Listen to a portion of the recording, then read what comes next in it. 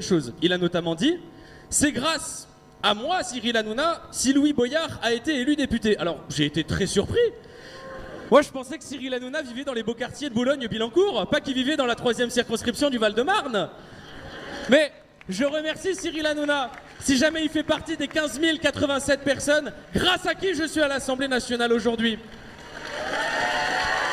Apparemment, il n'est pas de Boulogne-Billancourt.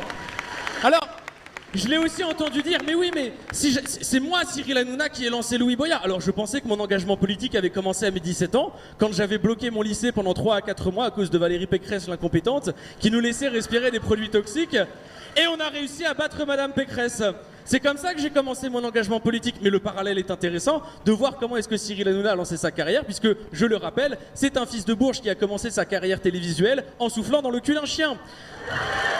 Mais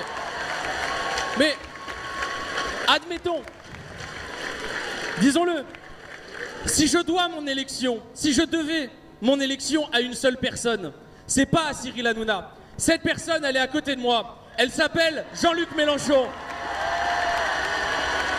Parce que c'est lui qui a reconstruit la gauche. C'est lui qui a fait 22% à la présidentielle. C'est grâce à lui qu'on a fait la NUPES. C'est sa tête qu'il y avait sur nos affiches. C'est lui qui a fait le programme. Et c'est valable pour moi, comme c'est valable pour Olivier Faure et Fabien Roussel. Alors, j'ajoute autre chose. Il dit que nous avons été amis. C'est gênant. Je n'ai jamais été son pote. Parce que, moi, mes potes, ils n'ont pas peur de dénoncer le pillage de Bolloré en Afrique.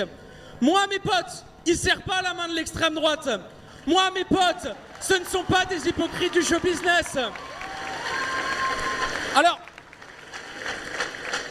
je ne vais pas m'attarder plus sur ça, je veux juste terminer en disant une chose. Je trouve vraiment triste qu'une émission comme Touche pas à mon poste, qui fait référence à un slogan antiraciste qui s'appelle Touche pas à mon pote, soit devenue aujourd'hui la courroie de transmission du plus raciste des milliardaires français. Pour ce qui est de Cyril Hanouna, c'est un larbin et moi je m'intéresse au véritable problème, c'est-à-dire Vincent.